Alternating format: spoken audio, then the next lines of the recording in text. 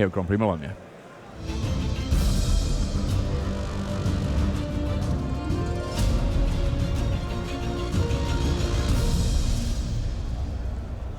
Hello and welcome to this round 7 here at Grand Prix Bologna. I'm Tim Willoughby, joined by Hall of Famer Frank Carsten. We're going to get a chance to kick things off here with Tobias Grafensteiner up against Raul Zimmermann. The brothers Grafensteiner and Christian Seibold, they've been working together as a team for quite some time now. And on the other side of the table, we have two players of the same surname as well, Nick and Sean Lee alongside Raul Zimmermann, who's here. A quick Chauvin flyer there to kill off Misa Unicorn, and here comes Hollar the Fire Fletcher. That is the red-green gold uncommon. That kind of signals what red-green wants to do. It gets a boost whenever you kick a spell, and there are plenty of spells with kicker in red-green. Typically, you don't kick spells as early as turn 4, that's why the Keldan Overseer is simply attacking. But a sweet card to have in any red-green deck. I mean, even just a 3-3 Trampler for 3, it's slightly above the market rate for everything that it can get going. Yep. Now, the Grafensteiner brothers with Seibold actually won Grand Prix Barcelona in 2014, so they are no newcomers to success at the team limited stage. Now, we do have Teshar Ancestor's Apostle in play already for Raul Zimmermann, and that may mean that he doesn't mind too much that Misa Unicorn got killed off early, because if he has any kind of historic spell, like, for example, the very, very potent Urza's Ruinous Blast to exile all non-land permanents that aren't legendary, you get a trigger here, and unfortunately the trigger works out that it puts the unicorn into play and then it immediately gets exiled. Yeah, it is a cast trigger, so that doesn't quite work out as nice as it could have. But I do love this card, Teshar. I've already brewed up like 3 or 4 different standard combos with him. It is the ultimate card for people who like bad infinite combos. I must admit that as soon as I saw it, it was my favorite card in the set. Nothing has changed. Deep Freeze coming down to deal with Hollar, because Hollar, of course, was not dealt with by Urza's Ruinous Blast. And here's another legend. It's a big one. Daragaz comes down, and immediately Raul Zimmermann says, I'm at 5 life. You've got Daragaz in play. All right, fine. On to game 2. I think it has haste too. So, just crashes in for 7. This is a card where it is worth splashing for sure. We're going to get a chance to see a little bit more action from one of our other tables now. Nick Lee is the one on red-white for the team on our right of our screen. A short sword being held by a Juggernaut, but the Juggernaut's toughness still only 4, meaning that Gideon's Reprisal will absolutely deal with the creature that has to attack each turn, if able, unafraid of walls. How does that War Machine really hold a sword? Not sure how that exactly works. Stick it in a door handle or window. Yeah, does that really make it more menacing? I mean, Daring Archaeologist, now that is the type of creature that does know his way around the sword. That I can understand. Absolutely it is. And of course, Daring Archaeologist will get larger each and every time you cast a historic spell. And indeed, returning artifact from the graveyard to hand. Perfect timing. Juggernaut in the graveyard. The Archaeologist, he was just, checking out a few different places, happened to find a Juggernaut lying around and said, yeah, that'll do. Deep Freeze on the Daring Archaeologist, though. It is now a 0-4 wall, and that ability to get a +1/+1 counter whenever you cast a historic spell, well, that's not going to be around anymore because all abilities lost for the Daring Archaeologist, currently just a 0-4. It almost tells a story of, like a mild-mannered archaeologist wandering into some ancient tomb and then triggering some trap and just being frozen in ice. It's something that I think could be what this represents. A little bit of Indiana Jones action there, and Juggernaut again picking up a sword. It might take a bit of time before it hits the red zone again. In the meantime, though, we've seen a lot of white legends already over the course of these matches. Kwanbei coming down there, giving all creatures with first strike double strike. He himself has double strike already. The Pride of Femeref. I like this card. There are actually lots of incidental first strike effects around in the format, ranging from something as simple as a Sarah Disciple, just a 2-drop with first strike, to a Jousting Lance, Dub. It's on the other side of the board, but that also gives first strike. It does turn Juggernaut into a creature with, crucially 6 toughness, so no good blocks for Grafensteiner. Well, 6 toughness and first strike. Yep. This is a really, really tough creature all of a sudden. Even with Quende potentially meaning that there's a little bit of first strike going on. Now this Juggernaut, which has been knighted in another strange flavor situation that we find ourselves in. You know, normally this feels a little bit like when, I don't know, a dog comes back from war and gets given a medal. Like this is not your regular Magic the Gathering, but we do happen to have, well, it's a creature with first strike, which does mean that it now has double strike. The Capuchin family still very much in action even after all this time. Danitha Capuchin Paragon comes down and is almost immediately dealt with by Wizard's Lightning. Vigilant, first strike, lifelink. These are some powerful legends we've got going on here. Yeah, of course, a nice combo with Quende, but Nick Lee wisely spends his Wizard Lightning not to give Gravensteiner an opportunity to use a double striking lifelinker, because that has the potential to get in for humongous life swings. Cloud Reader Sphinx coming along. We believe that this is probably the best blue common. However, in the face of the almighty Juggernaut, it may just not be enough. And 7 mana, it's going to join the winning team. This should be lethal. I mean, Gravensteiner can block the Juggernaut, but then there's still 6 damage coming through. That enough for Nick Lee to get his game won. We have seen games falling thick and fast here. And I'm actually really interested to see, in spite of the fact that we've been talking a lot about how this format is all about board stalls, this is round 7. As we get towards the end of the day and the decks that are really on high match win percentages, are we actually going to see some of the people that have been able to build really aggressive decks that don't even let a board stall start? It is possible in the format if you get the right cards and build your deck with a mana curve and ways to break up blockers in mind. Now here we see another one of those iconic characters from Dominaria, Teferi. The hero of Dominaria, in fact. Yep. Yeah, I think he sacrificed his Planeswalker Spark to mend some of the time rifts going around, but then he got back his Planeswalker Spark. How lucky. Yeah. Very, very fortunate. Well, yeah, now he's... Normally we don't even get one. Yeah. Well, now he's drawing cards for Raoul Zimmerman. I like the look on Teferi's face. Do you want a card? Would you like a card? Yeah. Go on. You know what? Have a card. Actually, also, we'll untap a couple of lands for you. Is there anything else I can get you? Cup of tea? Yeah. The works. Maybe a permanent on top. No problem. And also the ultimate works super well with Teferi's Puzzle Box. A card from probably 20 or 25 years ago, but that has been a combo many, many years in the making. It turns out that it took that long for Teferi to solve his own puzzle box. Yeah. I'm okay with that. And Shivan Fire there coming along, clearing things out and allowing an attack on Teferi. Aww. I like the idea of there now being a Teferi theme deck where it's all about trying to get Teferi to solve his own puzzle box. That might be something that I have to brew when I get home. I mean, for something like Commander, it is pretty sweet. But for Limited, I mean, Teferi is still one of the better cards you can have. But if you cannot protect him properly, then eventually he's gonna fall. And now the board is back to parity. Well, it was for at least a little bit. Darigas has reincarnated from, I guess, the previous game.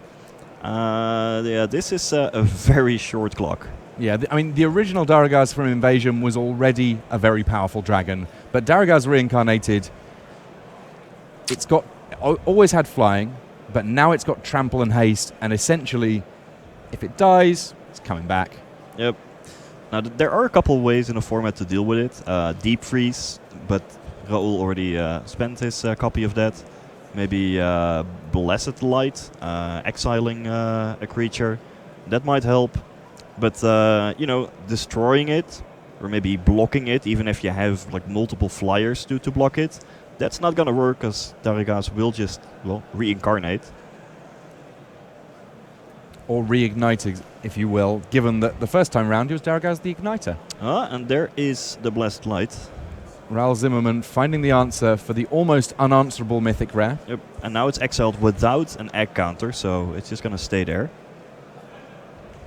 And hello, it's Halar. Plenty of mana left for kicking spells, and that potentially meaning that Halar can get that little bit larger, the Fire Fletcher there. Yep. There's also the Black Memorial on Tobias' side, but you do need a black mana to activate. Or is it actually the Black Memorial? Is it Woodland Cemetery? I think it's Woodland Cemetery there. Yeah, okay. Which was enabling the actual casting of Darigas. Yep. All of Tobias Grafensteiner's creatures currently are blocks of ice. which I can't imagine is a particularly convenient feeling. Meanwhile, I've had the Cursed with Death Touch would be able to attack through those blocks of ice. Conveniently, Halar still legendary, and that means that we have quite the turnaround. Yeah, Yakmod's Vial Offering. Note that even though they are iced, the legendary super type still remains, so it is legal to cast it, I believe. And yeah, getting back to Fairy, that is just insane on an empty board. So Raoul is in a super bad shape now, and probably going to lose to his own Planeswalker. Well, Teferi can also put those creatures that are in blocks of ice back on top of Tobias Grafensteiner's library, if he so chooses at some point. I guess it is a possible play. I think just drawing a card is pretty good. Just draw a card, I think, yeah. Yeah. Maybe if something like Darigas would have been locked under ice, then it's probably worth putting it back. But these creatures are, not as like game-winning by themselves as Darigas. So it's probably better to draw cards and maybe go up to the ultimate. Just needs two times more tick-ups. Yeah, I feel like now the look on Teferi's face is, dude, what are you doing?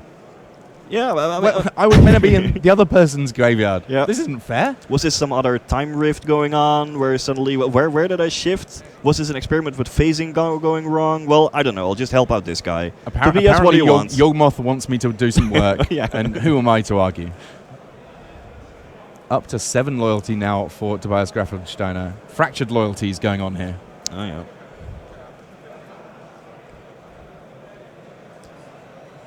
I also expect big things from Teferi in Standard, especially untapping 2 lands, so you have access to maybe Seal Away or some kind of counter magic on the opponent's turn. Does make it effectively cost 3 mana, and 3 mana Planeswalkers have always been very powerful and well constructed. There's also, of course, the fact that within Ixalan there are various lands, admittedly, that have to be completed, transformed and so on, that tap for more than 1 mana. So untapping 2 lands could represent a substantial amount of mana. Keldon Overseer here coming along, borrowing the 1 creature Ral Zimmerman has to work with.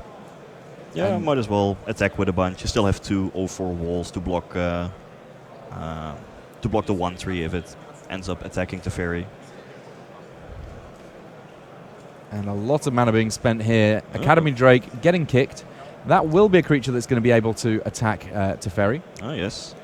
So now Tobias may not be able to keep ticking up, may have to use the -3 on Teferi.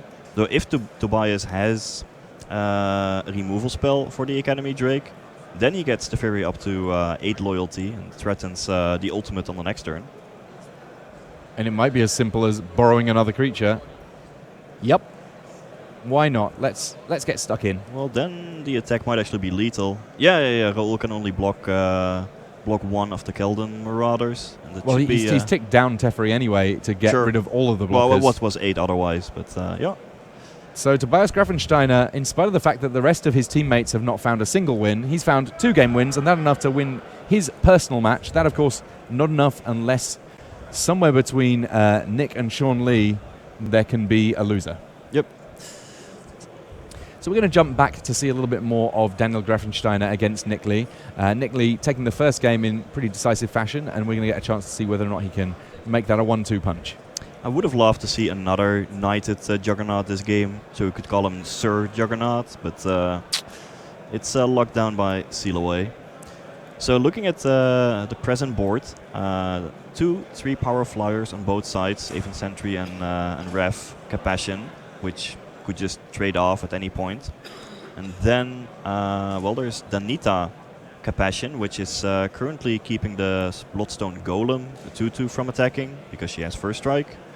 Daring Archaeologist could have actually attacked here, but maybe Nick was afraid of, well, any instance or historic cards, which can all be played at instant speed. Flash in a Juggernaut, why not? We've seen it before. I think it's kind of nice that we have one of the Grafensteiner siblings and one of the Lee siblings and both the Capuchin siblings on the battlefield. This is truly a family game that we've got going on here. And Benelish Marshall coming down for Daniel Grafensteiner means that all of his creatures are a little bit more scary. So Tobias Grafensteiner currently 2-0 against Raoul Zimmerman. Looks to be that was a quick game. And now over here we do look to be getting into a bit of a board stall. Don't see great attacks for either player, basically. And I'm not sure what that was, but it was almost certainly a historic spell, given that I would guess that the it was Archaeologist Rure. Gerard's Triumph of Gerard, which puts a +1/+1 counter on target creature you control with the greatest power for both its first and second chapters, and then finally gives target creature you control with the greatest power, flying, first strike, and lifelink until the end of turn. That's the only permanent that I could imagine would put a counter on a creature without also just... No, but Daring Archaeologist has a historic trigger. Whenever you cast a historic spell, put a +1/+1 counter on it. So it can't actually have been the Triumph of Gerard, because then there would be two counters. Well, in that case, we're going to have to make sure we get these players to move around their permanents so we can actually see everything that's going on.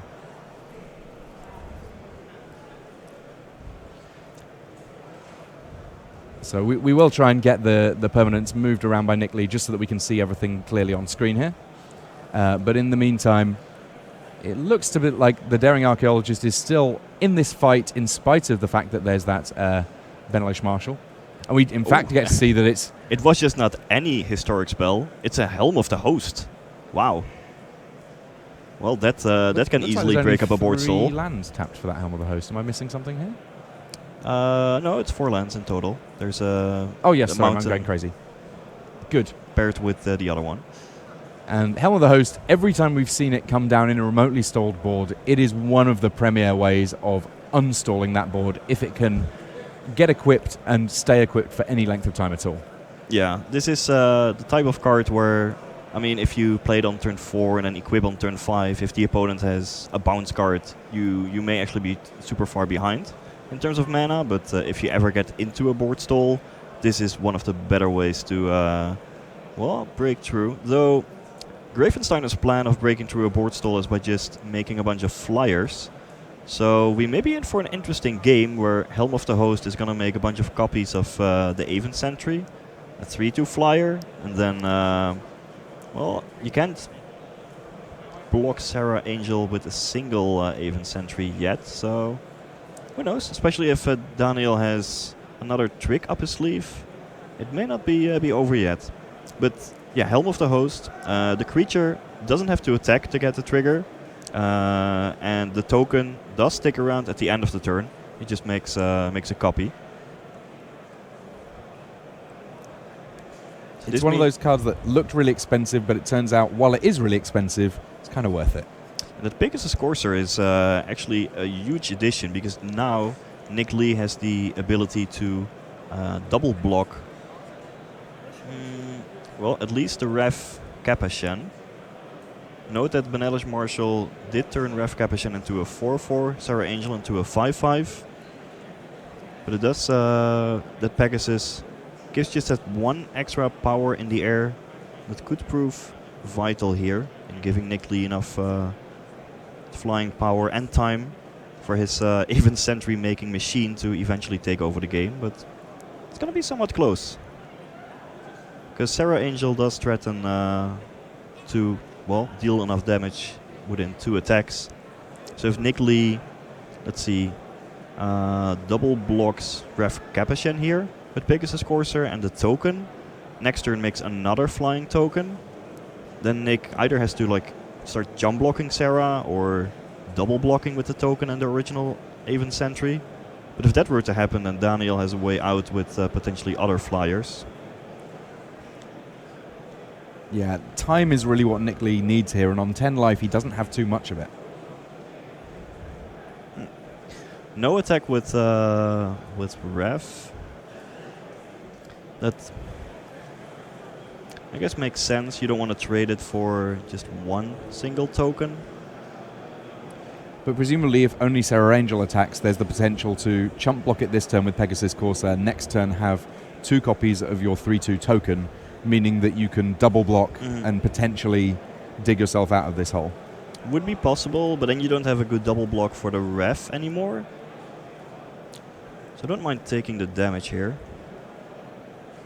I think it should have been 1 more damage just because of that Benelish Marshal. Yeah, that does boost all of your creatures. If Nick Lee indeed was at 10 at the beginning of the turn, he should be down to 5 now.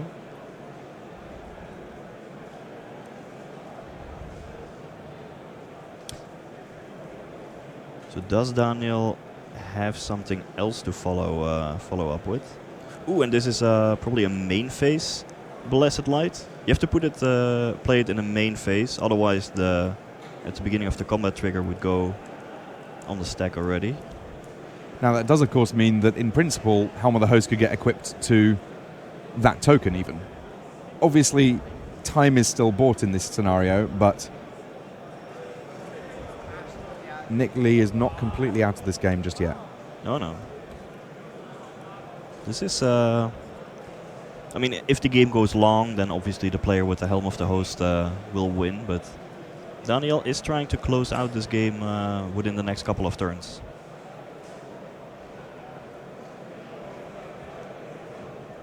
Tobias Grafensteiner and Raul Zimmerman will be watching on this, potentially providing a little bit of counterpoint, second opinions, devil's advocate on what to do, whichever feels most appropriate.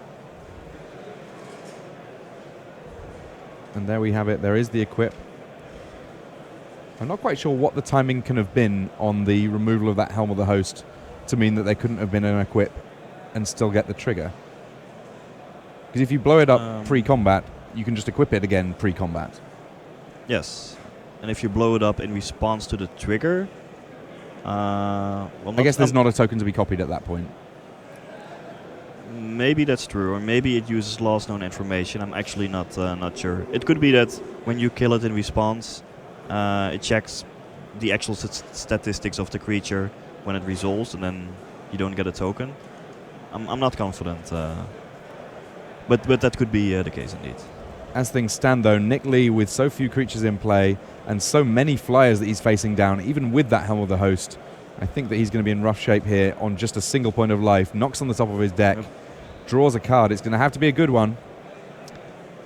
Yeah, especially with that additional flyer, now Nick effectively needs, I guess, 2 removal spells. I think Jaya's Immolating Inferno might be the card that can get him out of this, but I can't think of many others that might. Because the creature that's equipped is legendary. Yep. Also, Urza's Ruinous Blast, potentially, might do something similar. But yeah, you effectively need some kind of sweeper here. Well, we know that Raul Zimmerman was the one with Urza's Ruinous Blast. So that one seems quite unlikely. Indeed. Even more unlikely, should we say, at this point. I mean, in general, there's not a whole ton of sweepers in this format. Maybe apart from a couple sagas that are heavily telegraphed. But these Urza's Ruinous Blast and Jaya's Immolating Inferno, they are cards to watch out for. So if you are ever in a position where, you can only realistically lose to a sweeper, and your opponent is playing either red or white and has 1 legend in play, it's probably best to kill the legend to take out that potential line. Makes sense to me. This feels like a last-ditch effort, this attack by Nick Lee.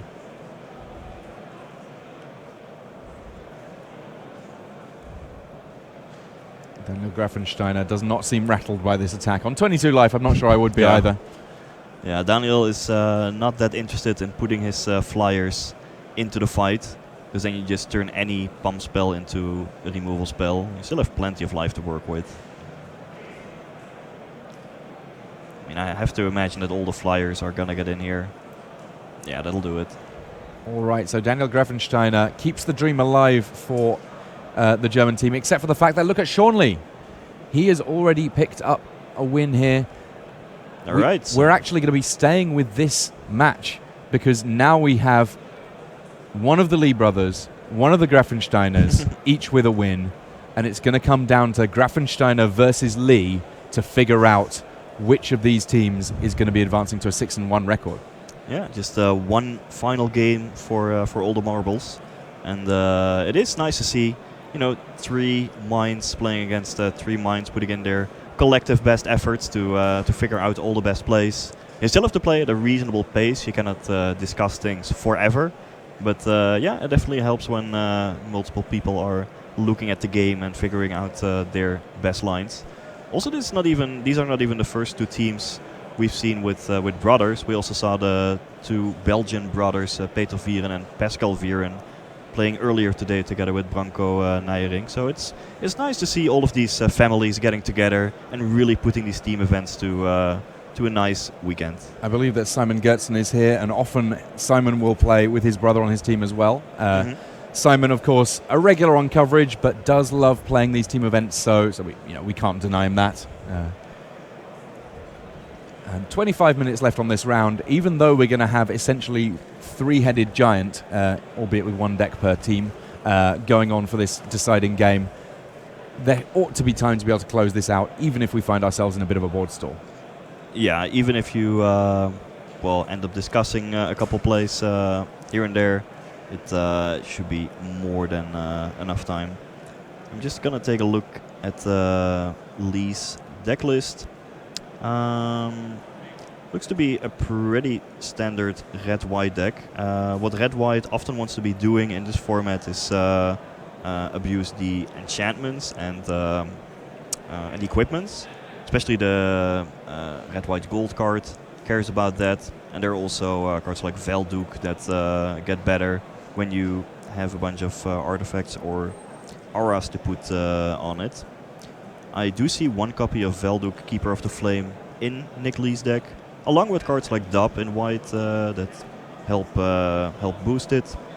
Not a whole lot of equipment apart from Helm of the Host and Short Sword. But that is pretty much what his deck is trying to achieve.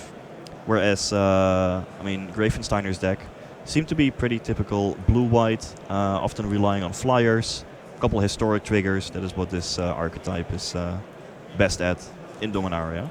Now, the interesting thing to me, thinking about the way that historic decks get built specifically in Team Sealed as compared to either regular Sealed or Draft. In Draft, if you're trying to build a historic deck, there is a pretty set number of legends that are in the draft, and obviously some of them will be taken by other people, will not be in your colors, and so on and so forth. So it can feel a little bit risky going into a heavily historic plan unless you're planning on leaning on artifacts in a long way. Getting the actual legendary creatures can be a little bit fiddly. Yeah, that's true. When you're in Team Sealed, you can just see whether it's there or not. If you've got sufficient legends to make it work, you can simply put them all together. If you haven't, don't even need to worry about it, can move along. And I think that's one of the interesting bits about Team Sealed, is that being aware of some of the fringier decks that aren't particularly common, but when you can get them to work are very powerful, I think is something that potentially is an extra avenue of attack for the really experienced teams. Yeah, I agree. In a regular draft, I ran some numbers and I found that there's about one playable legendary card per booster. And if you look at like sagas and artifacts as well, there's slightly over 2 playable historic cards per booster. So even in a white-blue deck, it may sometimes be hard to get enough historic cards for all of your payoff triggers. In Team Sealed, between 12 boosters, there's usually enough to build around.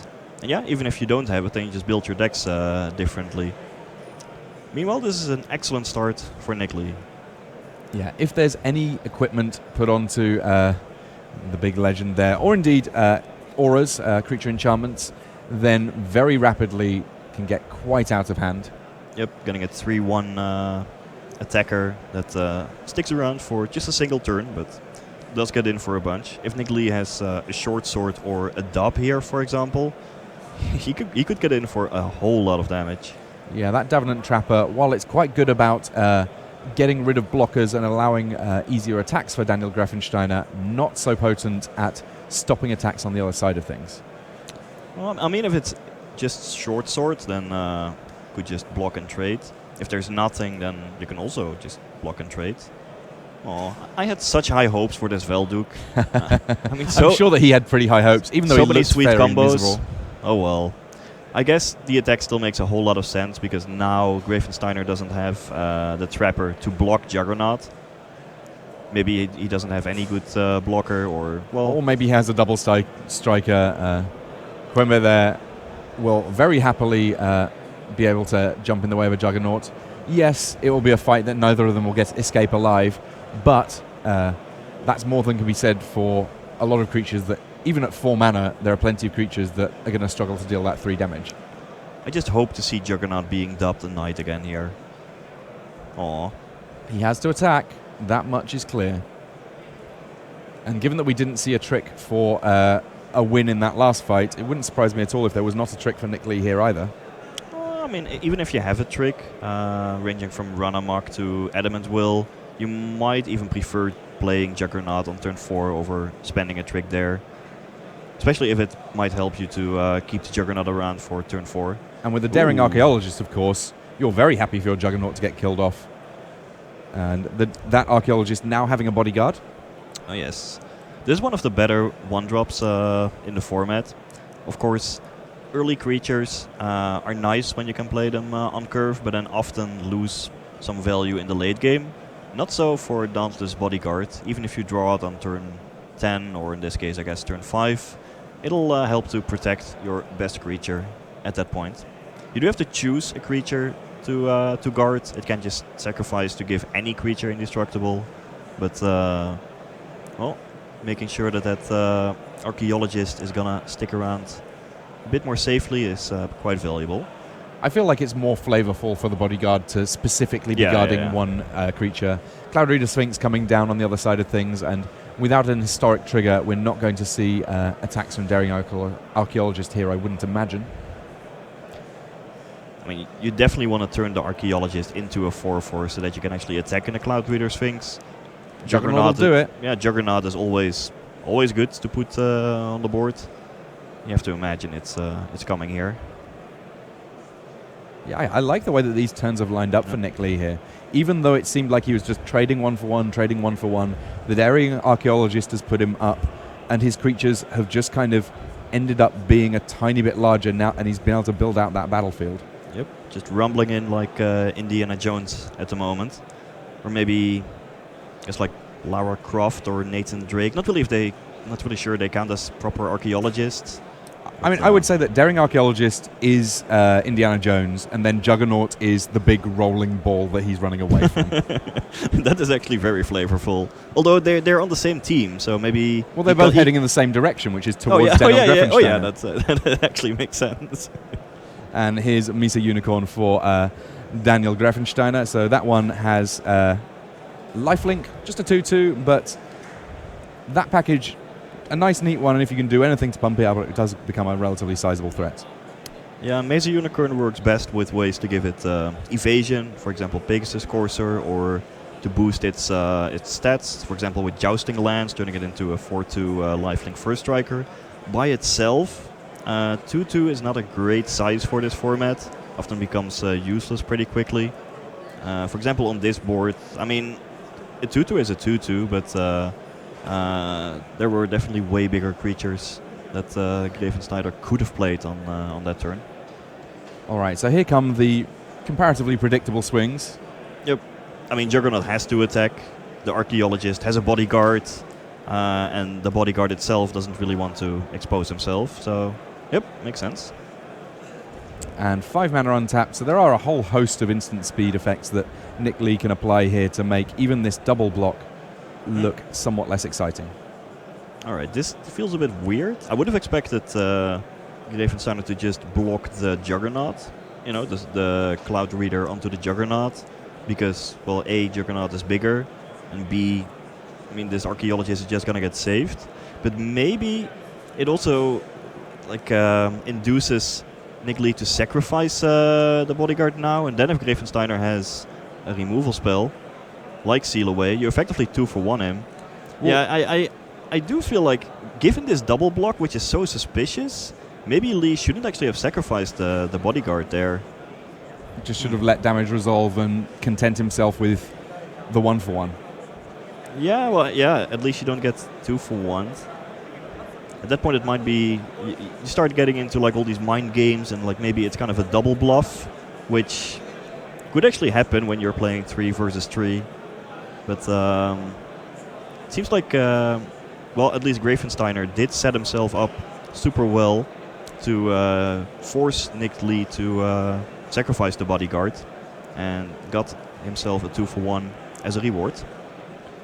And Academy Journey Mage there, meaning there are no available blockers for Nick Lee. So that's the first real big swing that we've seen from Daniel Greffensteiner in this deciding game of our match here in round 7.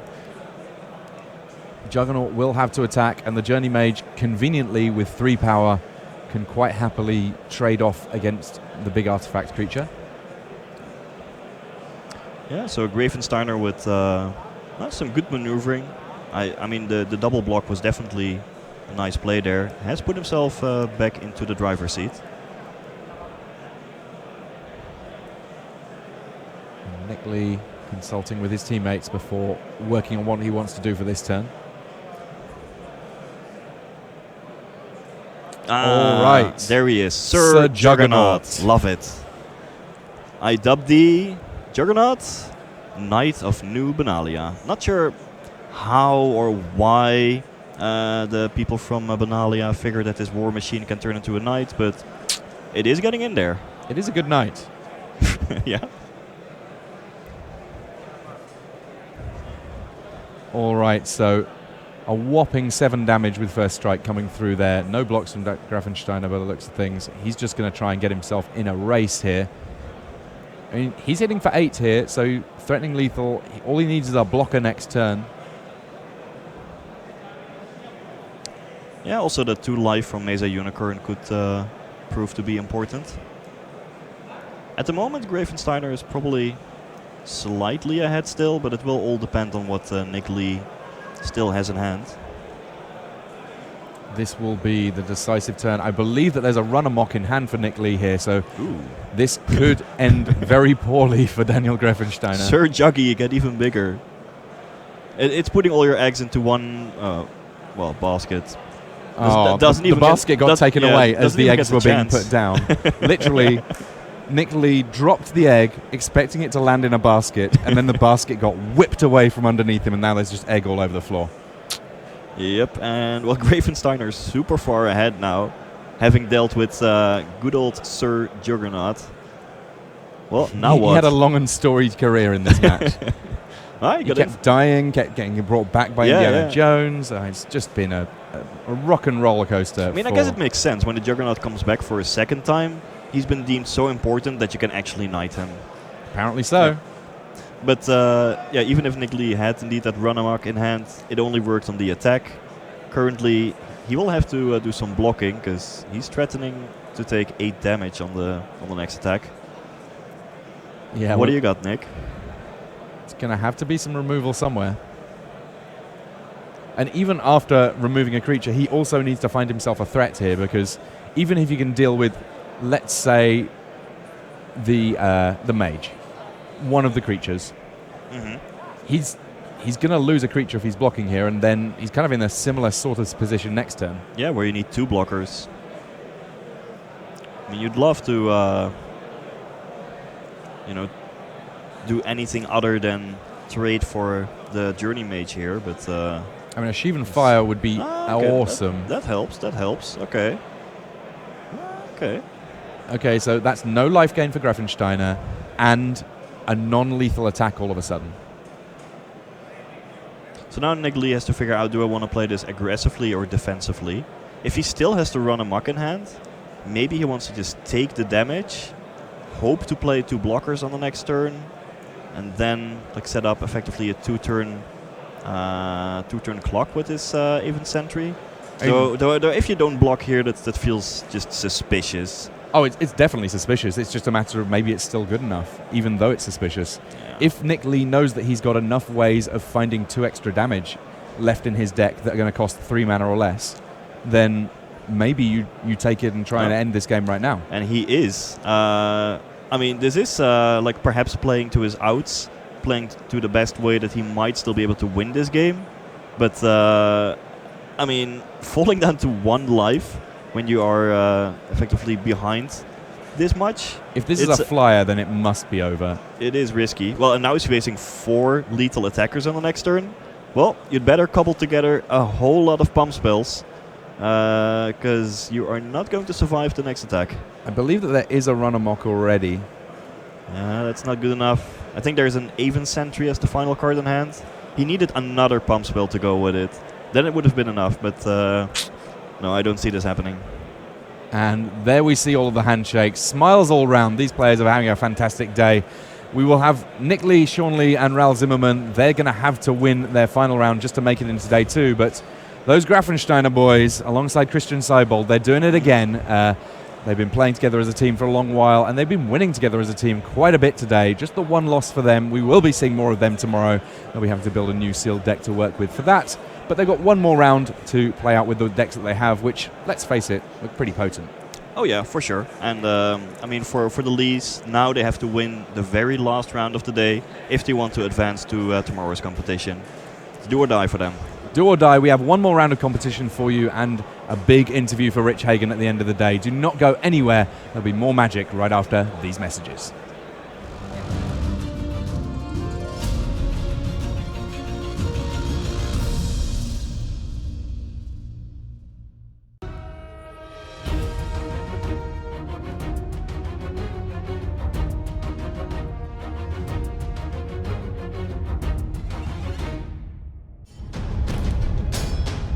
Looking for a challenge? Magic Online offers monthly limited and constructed events which lead to the yearly Magic Online Championship.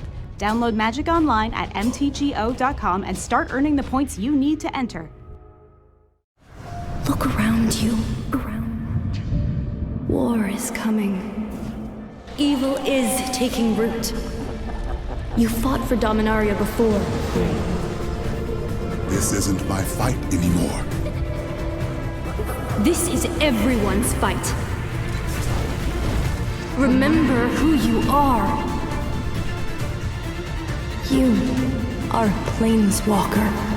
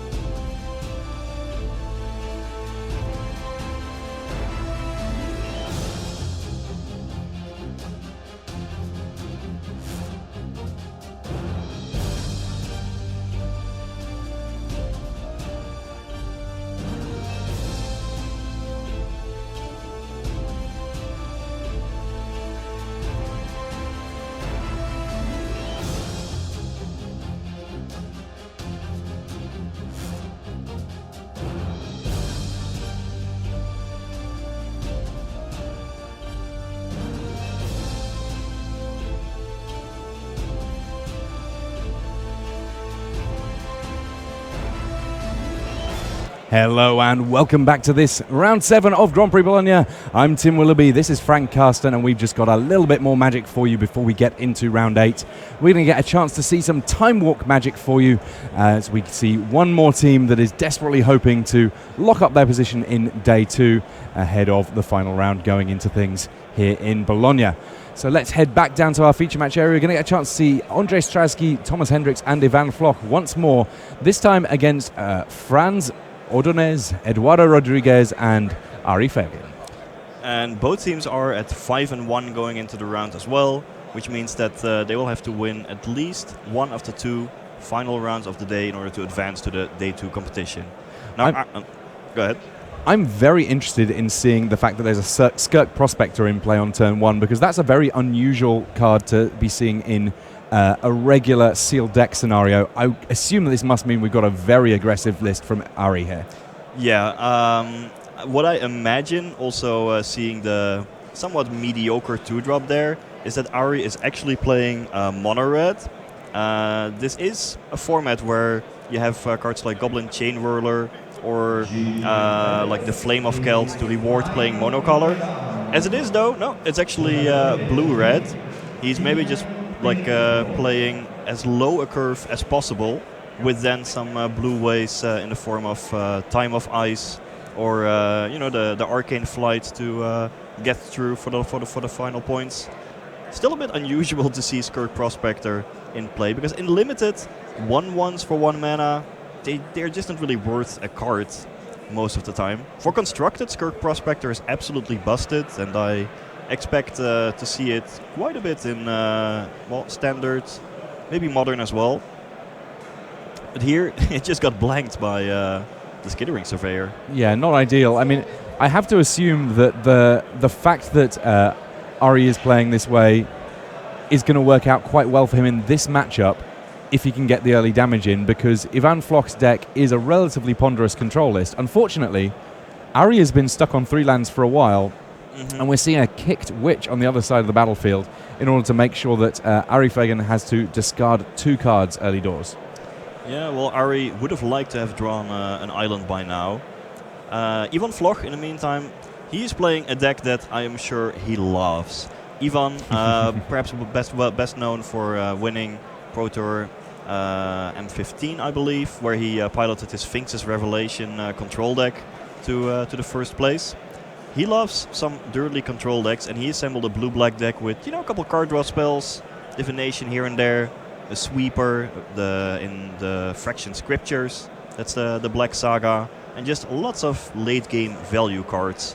So given that Ivan is untapping on turn 7, still at 15 life, having stabilized the board, this is exactly where this Slovakian superstar tries to be. Yeah, I mean, the fact that he got to see 2 blue cards discarded from what appears to be a mono-red deck has to be a good feeling. Now 2 Skirk Prospectors in play. For those of you wondering, they really don't stack up well in multiples. This is a pretty good start for him. Even though he's taken a little bit of damage, really not too big a deal. He is ahead on cards. He's arguably ahead on the board, certainly with the land situation. This is a good place for Ivan Floch to be in this round 7. Yeah, I was thinking, well, maybe Ari has a couple of Siege Gang commanders in his deck to explain all the Skirk Prospectors. No, I don't see any in his pool. It is just a super aggressive red deck. He does have the Goblin Chain Whirler. It's very heavy red. Some other 1-drops in Gitu Lava Runner as well. So he is trying to just close out the game as quickly as possible, and then using the blue spells to clear the way. That is the plan of his deck. But yeah, it has not worked out for him at all this game. And now Ivan was just drawing cards, playing some extra creatures, gaining some life here and there. Yeah, I mean, Windgrace Acolyte gaining life in this circumstance, absolutely fine. I mean, that's the way that in principle Ari somehow cobbles together a win at this point, is by being able to get some surprise damage through. There's a 3/2 flyer in play that just gained Ivan Floch some life. Yep. And now, if you're a control player, you never really pay too much attention to the opponent's life total. Sure, Ari is still leading in life totals, but eventually Ivan is just gonna run him out of relevant resources, and then, I don't know, win somehow. It doesn't even matter how you win. When you have taken control of the game with a control deck, you can just figure out your plan to actually win the game sometime later.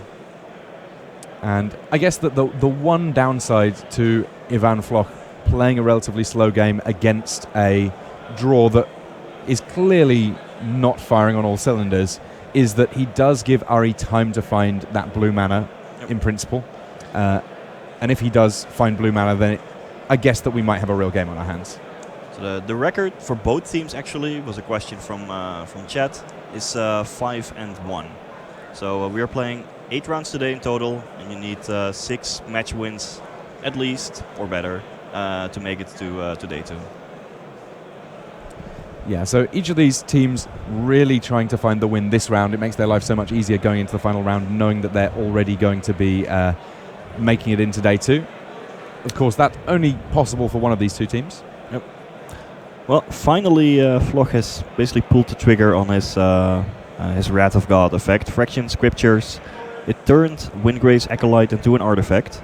And the next chapter is destroy all non-artifact creatures. So that means that his Windgrave's Acolyte and the Skittering Surveyor are going to survive, and the rest is all almost certainly gonna die. Yeah, no big reason for Ivan not to throw his Witch under the bus here, because it was going to die anyway. And red, especially mono red, not so well known for its ability of dealing with artifacts. Enchantments, I mean. So that Fraction Scriptures is going to go off. And exiling cards in graveyards, not even an especially big concern in the overall scheme of things, but I'm sure that Ivan Floch doesn't mind doing that element of things. And has follow-up as well. It seems not long ago that we were talking about how Ivan Floch wasn't bothered about the life totals on the other side of the battlefield. He's doing a pretty good job of dealing with that life total in short order here in this first game of the series. I mean, at some point, you are going to attack.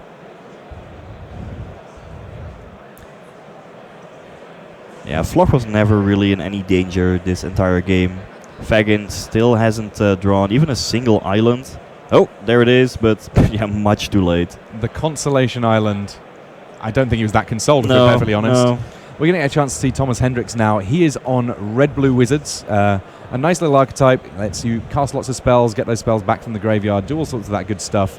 And in the meantime, he's up against, well, we're referring to it largely as green-black here, but Eduardo Rodriguez does have a little bit of blue mana. These green decks, they're the ones that typically get the splash because it's easy for them to do so. And they also have lots of ways of dealing with late-game board stalls. In this case, by making a lot of saplings. Yep, Slime Food is one of the better cards to find in the late game. I mean, Rodriguez has, I believe that's 11 lands. So he can start by making 2 Saplings, and then if he drops another land on the next turn, he can start making 3 Saplings a turn. That is pretty good. Though none of them will block the flyer. Yeah, being able to consistently get in for even 2 damage in the air will certainly prove relevant here. This game has clearly gone on for a little bit of time, and we've already seen Thomas Hendricks' deck. We know that it has quite a bit of potency in it. He potentially could be casting big legendary spells, the likes of Jaya's Immolating Inferno, multiple times if he needs to. Of course, he has to make sure his legend stays in play for that to work out. Yeah, Adeliz is a legend. It's also pretty sweet if, if you are ever in a position to cast Jaya's Immolating Inferno and then get it back with the Gitu, at least the 1/3 that recurs an instant or sorcery from the graveyard. It's a lot of value. But meanwhile, we have kind of an old school damage race on our hands. Thomas is attacking with Adeliz in the air, while Rodriguez is just getting the best out of his Saplings and Fungus team. So far, Rodriguez is pretty far ahead, but if Hendricks is actually holding that Jaya's Immolating Inferno that we were talking about, that can easily swing the game all by itself. Worth noting that Franz Ordonez has already picked up his game 1 against Andrzej Strasky, so right now these teams absolutely level pegging. Nothing between them. It's all going to come down to which team can pick up 2 full matches in order to figure out the winner in this series? Well, I do think this is gonna be 7 damage to 3 different targets. Slimefoot definitely gonna bite it. 7 damage to Rodriguez, and then might as well kill the Deathbloom Talit because that's the best remaining creature. While we're at it, of course, all of those Not bad. wizards getting +1/+1. Even that, you also get the Adeliz, the Cinder Wind trigger.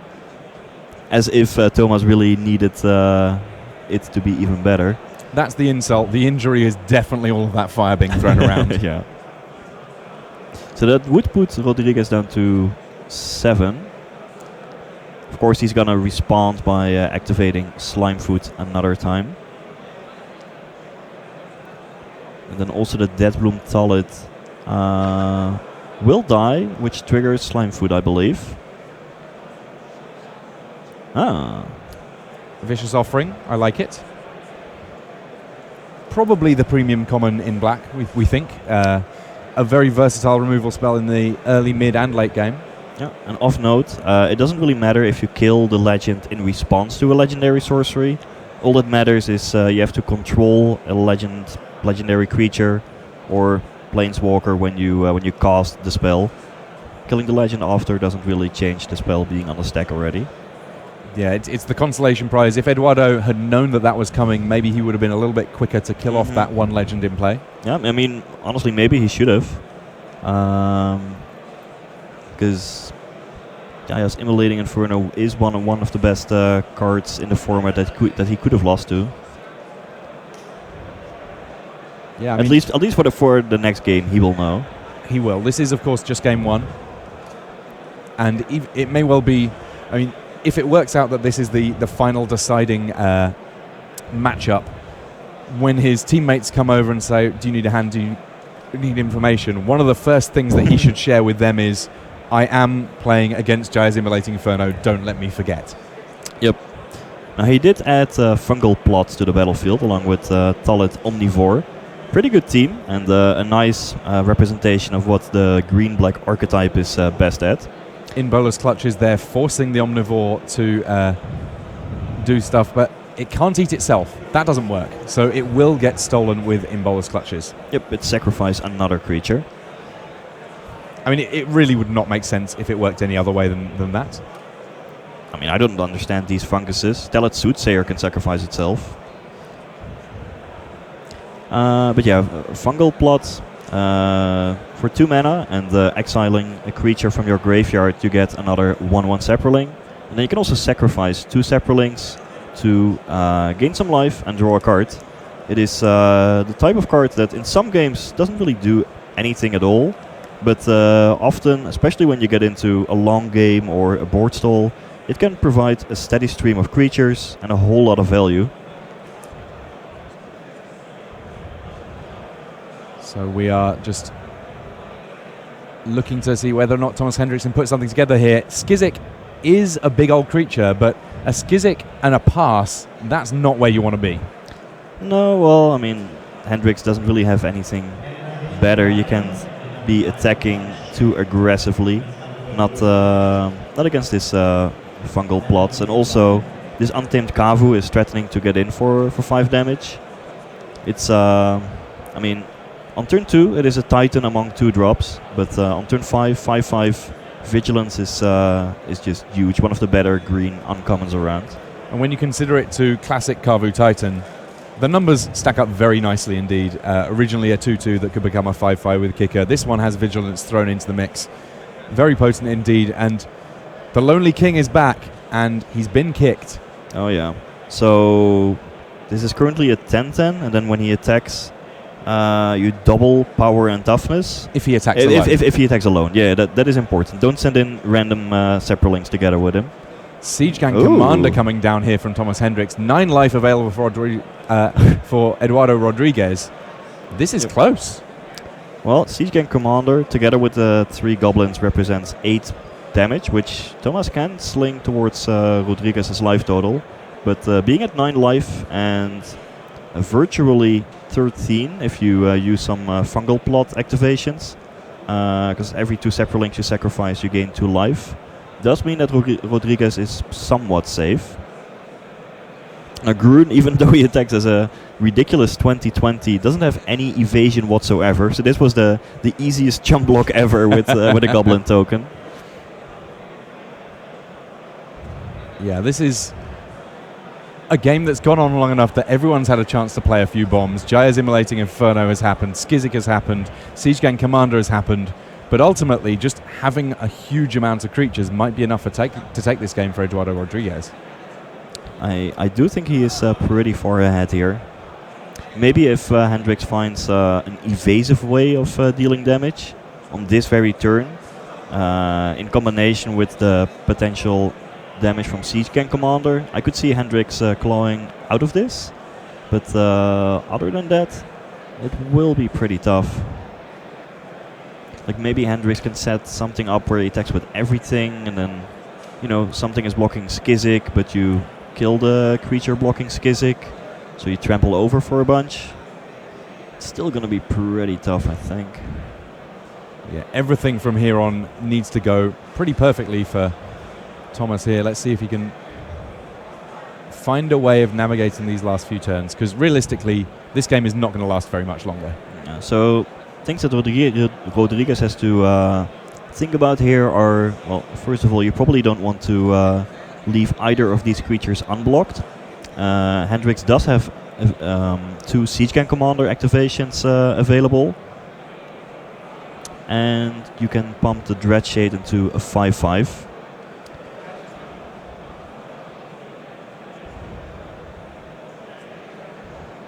It's funny to see a Dreadshade in a deck that's 3 colors, but you know what? It's kind of working here. I guess that the base stats are kind of good enough that you can just get away with including the shade if it's just not going to go in either of your other decks. I mean, it's not great outside of mono black, but it's playable if you have enough swamps. Here, it just traded for Skizik, which was good enough. Hendrix did have the ability, I believe, to like shoot down the Dreadshade after its boost for the 5th toughness would go on the stack, just by sacrificing 2 goblins. And Hendrix would still have a Gitu Chronicler to chump block the Grun, but he didn't go for Deadline, not valuing his Skizik as much.